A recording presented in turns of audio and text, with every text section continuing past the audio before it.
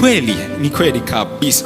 Sasa lengo letu leo tumekuja kujifunza na kuangalia, je, afya ya kimwili inaweza ikaathirije msingi wa imani na ushindi wa kiroho? Kuna watu wengine tunateseka ndani ya kanisa, sio kwa sababu wewe sio mtu wa kiroho, lakini kwa sababu wewe upande wa afya, upande wa kimwili huku umetelekeza mambo. Yaani unakula kama unavyotaka, unakula chochote unachotaka, halafu unategemea kwenye mambo ya kiroho uwe vizuri. Ni hapana, haiwezekani.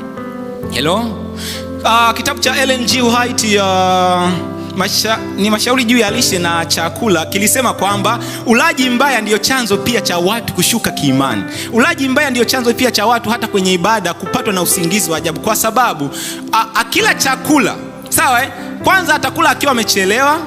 Cha pili, akila akiwa amechelewa atakula inawezekana chakula kingi.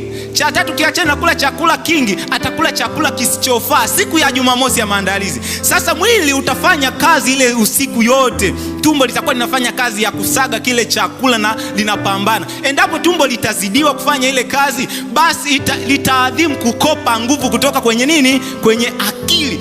Ubongo utaenda kuadhimisha ile nguvu, utapambana na lile tumbo hadi usagaji wa chakula utakamilika. Na baada ya kukamilika sasa, itafikia muda utakuwa sasa tayari wa usiku umeshaisha. Kwa maana hiyo, usiku ulikuwa umelaza kichwa, lakini mwili haujalala kwa sababu ulikuwa unafanya nini? Kazi. Sasa ukija kanisani ukikaa, akili inakwambia kwamba leo tumefanya kazi sana usiku, hebu tupumzike sasa kidogo, kwa sababu hata anayehubiri na yeye ni kama vile anaimba nyimbo za kutubembeleza. Kwa unapiga zako usingizi. Hello.